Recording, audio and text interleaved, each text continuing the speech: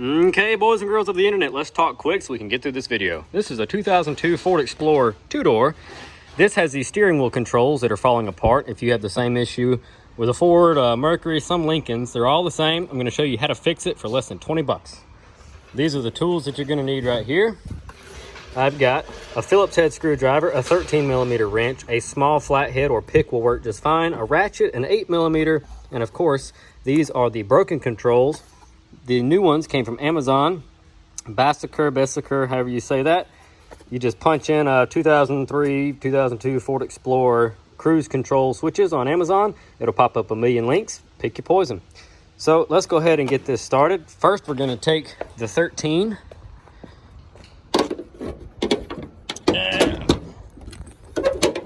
Get the hood open if you can.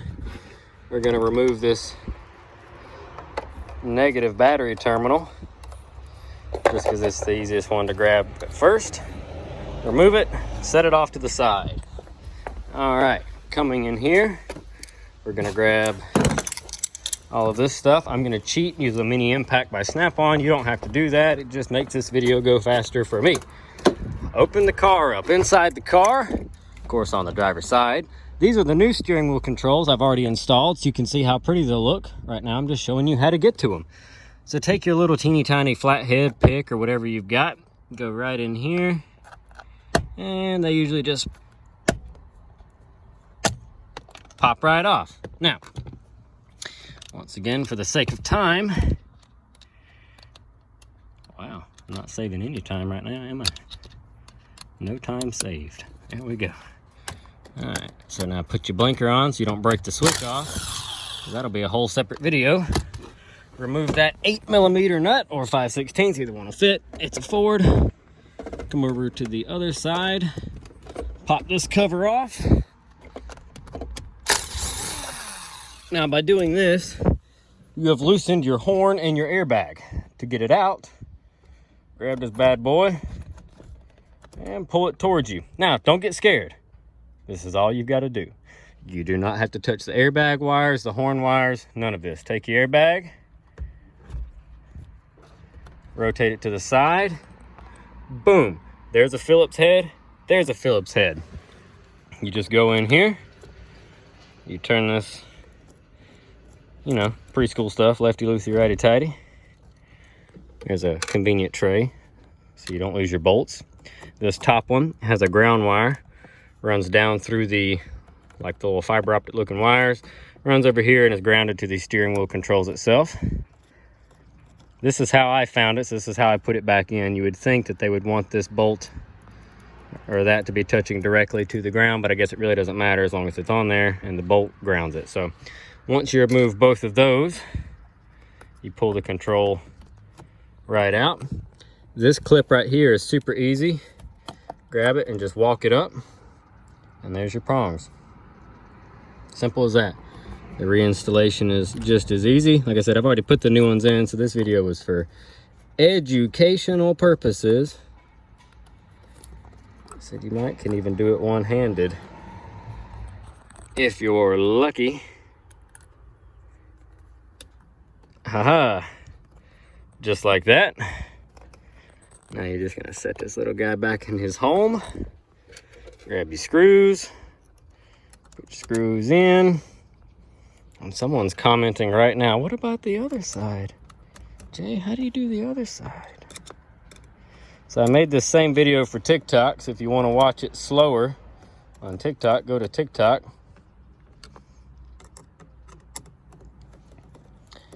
But you tighten these guys back up. And conveniently enough, it's the same for the other side. Come on, Jay. You got one right there. And turn your airbag the other way. And there's the bottom one. Same type of plug-in on the top. You just pull it out. So we've already got those put in. So now to put the airbag back in, once you do it, you just set it up like that. There's really no alignment on these. You just make sure that they go in and make sure that they are tight. And we'll start this guy right here and we'll put this back in, tighten him up, Get your little plastic caps. Snap your caps back over that. Bada bing, bada boom. All that's done in here. How easy was that? Set our tools down. Come back over here. Grab your negative cable. Tighten your negative cable back up. Tight like that. We're going to close the hood. And that's pretty much it. Like I said, everything's all hooked back up now. We're going to jump in here.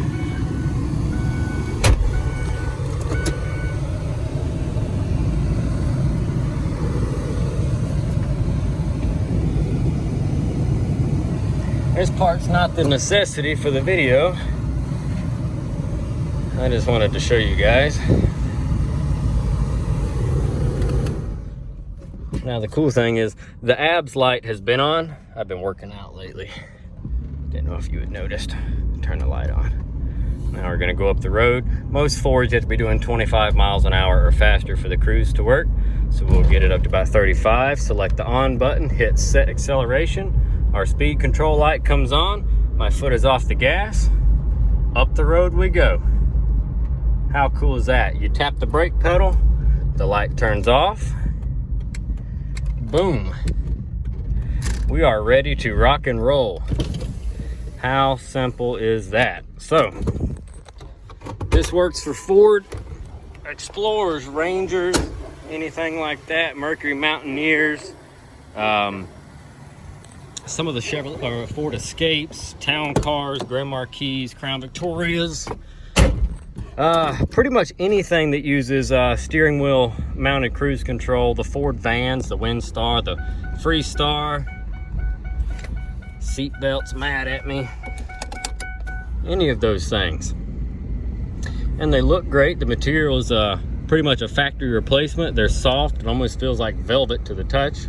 The buttons are loud and clicky. Everything seems to work good. So that's going to be a wrap for this one.